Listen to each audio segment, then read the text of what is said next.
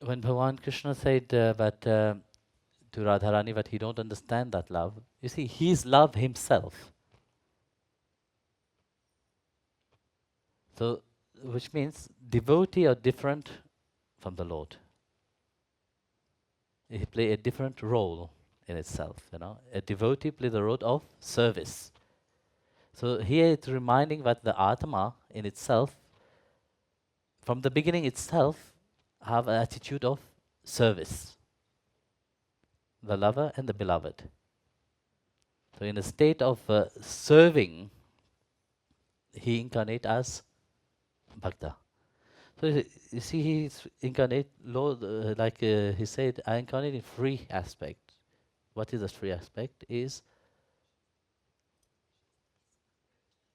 come on, the free aspect is, eh? One person only, please. Scriptures and Bhakta.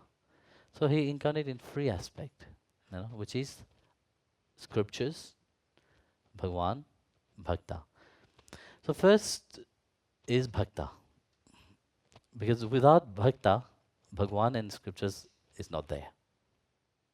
First one have to become a Bhakta. Understand? Without being a Bhakta, the scriptures will not exist and Bhagwan will not exist. So first is Bhakta. So to become a Bhakta, to become a devotee of God is not that easy. Very often people think that it is one of the easiest thing. They all go around saying, I love God. You know, yeah, it's easy to say it. Everybody can say that. Everybody say, yes, we love God. We want to attain God. We want to be with Him. But in the mind of man, God is something what they feel, okay, God, I like God to be the way I want Him to be. If He's like an object, you know, if He's not like that, I can't love Him. I can't be with Him. It must be a God which I have fashioned and created in my mind in a certain way. Then I can love Him. No? God is unknown. That's what Christ said, no? Who have seen me have seen the Father. Is that essence of God inside. So to love God is not an easy thing. We can say, yes, we love God, but have you met Him to love Him? Eventually, if you tell somebody, love someone, there must be one person and you, the lover and the beloved. How can you love something which is not there? You can't, no? You can love an idea of God. This is what most of the people do. They love an idea of God. And then they say, yes, I love God. As long as that mind is active, that mind is still material, that mind run into the outside world, love for God is not there. People say, yes, I love God, but yet how quickly they forget about God. How quickly the mind dances from one object to the other. You see, if you love God, that's focus, that's centered, that single pointed minded devotion is there. When you look at the saints, for example, it doesn't matter which religion the saint come from, they had this focus on God. They have feel Him, they know Him, they enjoy His presence at all time.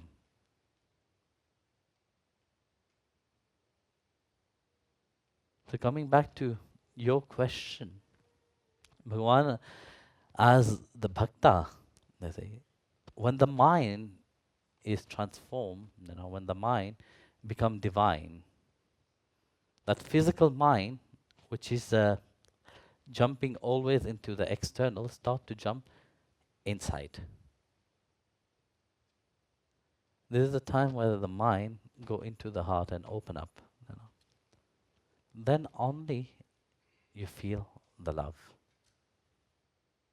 And once you feel that love, it is ever growing. It's not a love that today is here, tomorrow is not there, and it keeps changing. That, oh, I like that person. That's it. Like and love is two different things.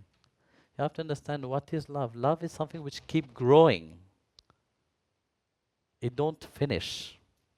Nowadays, you see people say, yes, I love you for personal interest only. Just to fulfill their self-interest, they say, I love you, I love you. Once, at the beginning, you see very enthusiasm into that love, Oh, I love you so much, and blah, blah, blah, blah, blah, blah, all this, And once they get what they want, or they don't get what they want, you hear it in the voice itself of that person. How it diminishes. This is emotion only. The people confuse emotion with love.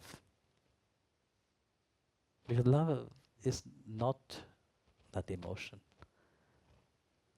So when Krishna said to Radha, I will incarnate in the heart of the bhakta, what he said is that I shall awake, those who long for me shall feel me. And through that feeling inside, their heart shall open up. The mind shall come to a point of surrender. The mind don't jump. The mind don't, today it is very joyful, tomorrow it's down completely. You see that every day in daily life, Today you have people which is, oh yes, beautiful, due to a certain experience, they are very flying around, don't have feet on the ground. And then tomorrow, it's different. Tomorrow they wake up with the left foot.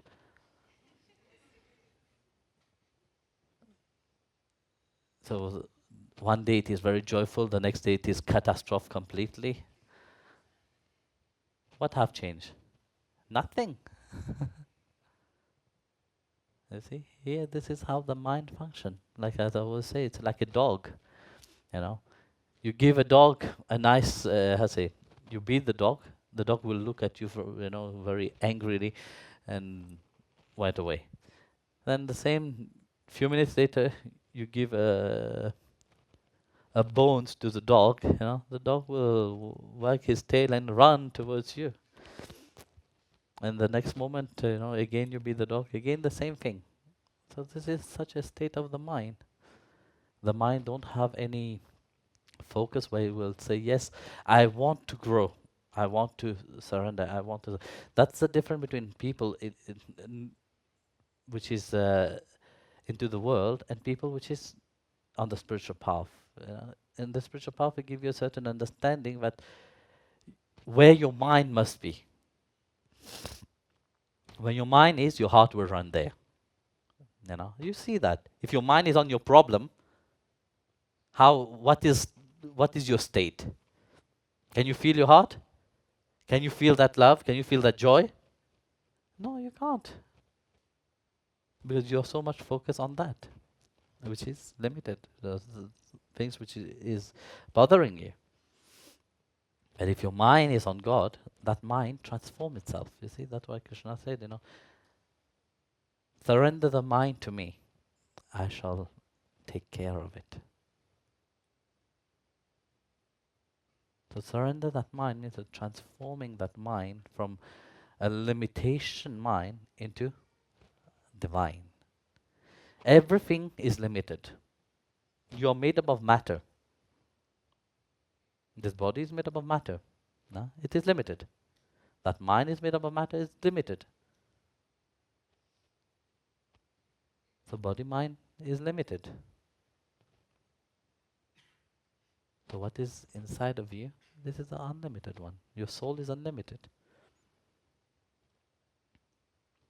That's why the scriptures, in all scriptures say it, you are that Atma, you are that soul, that spark of God, and that's what you shall be. How many times have been reminded, how many lives you have been reminded of that? Many lives, many times. But yet, due to normality, due to, let's say, how you call it, routine, you still think that I will find happiness. You're still looking for true happiness. You're still looking for that love. This is your true identity. Your true identity, it is parcel of that love. And of course, that part of love which is inside of you, of course, long for something great. No? You are parcel of that love. Note one thing. You are parcel of that supreme love. That's why you could feel him, time to time.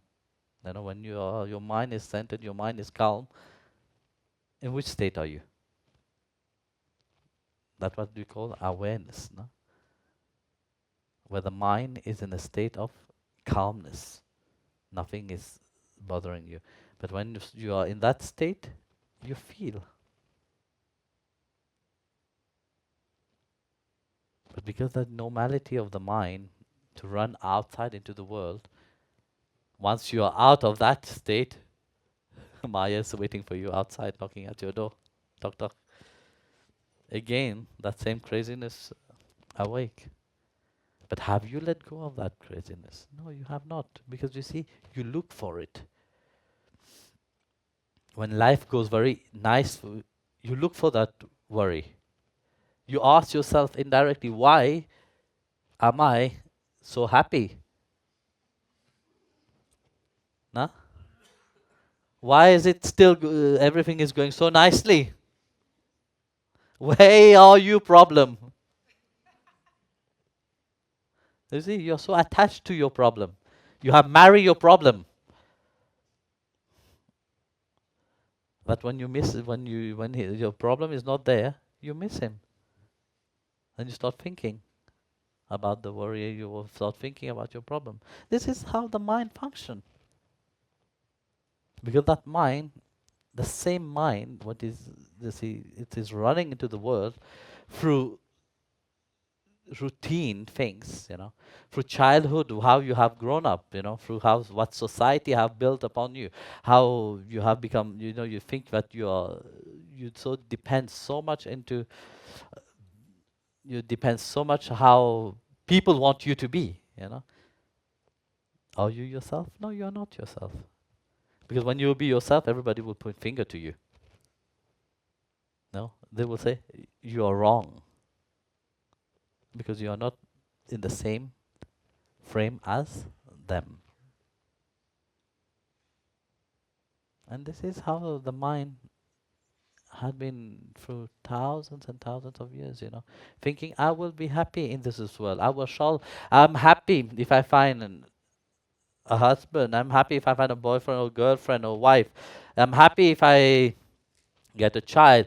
I'm happy have a house. I'm happy if I, and so on, the list. But are you truly happy? No, the worry is still there. Because you see, you're looking for true happiness. Your true happiness is divine. Your true happiness is spiritual. And you're looking for that spiritual happiness into the world.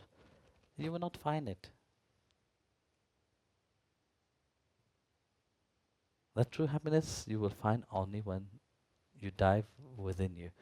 When that mind is transformed from the material way into spiritual. The same mind, like last week I was saying, the same love can open the gate of hell and the same love can open the gate of heaven. It depends what you feed it with, the same mind is the same. Today in the morning you wake up, you look at your beautiful wife or husband next to you. Darling, I love you. During the day your mood change so much, 12 times, every hour, you keep changing your mood. And then in the evening you will say the same person, I regret I had known you. You have ruined my life. Have it happened to you? Sincerely. Huh? It happened. I don't say that there is no happiness. There is happiness when the mind is transformed and each another supporting each another, on the way. Then you will find true happiness. And that's what Krishna said. I shall awake, I'm in the heart of the bhakta, and this is my form. But this is happen only when the mind is surrendered. Without the mind surrendering, you're still limited. You're still playing the role of limitation.